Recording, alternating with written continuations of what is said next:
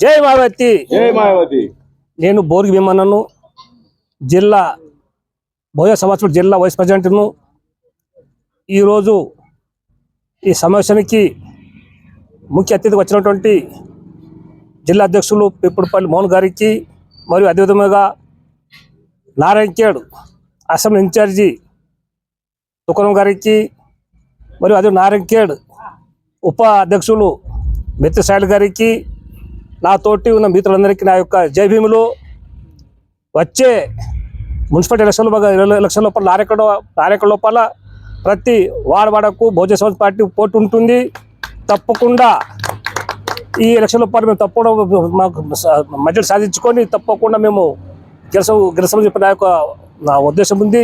కావున భోజనులారా, నాయకులకు ప్రజలారా, మీరు అందరూ ఆలోచించుకొని బహుజన సమాజ్ పార్టీ బలపరచండి. ఎక్కడైతే బహుజన సమాజ్ పార్టీ అభ్యర్థులు ఉంటే అందరూ మీరు ఓటు వేయవలసిందిగా నా యొక్క మనవి. తప్పకుండా నాయకుల లోపల అగ్రకుల ఒక ఆధిపత్యం చాలాసార్లు నడుస్తుంది.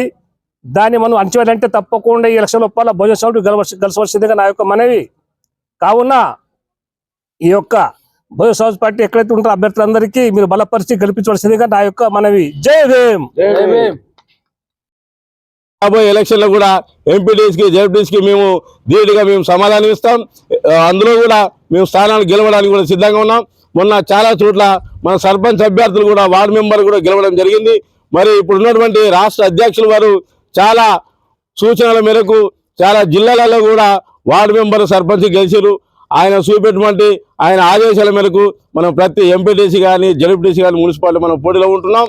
దయచేసి మన ప్రజలందరినీ నేను ఒకటే విజ్ఞప్తి చేస్తున్నా, బహుజన సమాజ్ పార్టీని ఆదరించండి, రాజ్యాధికారం వైపు నడవాలని ఈ ప్రజలకు నేను విజ్ఞప్తి చేస్తున్నాను. జై భీమ్, జై భారత్.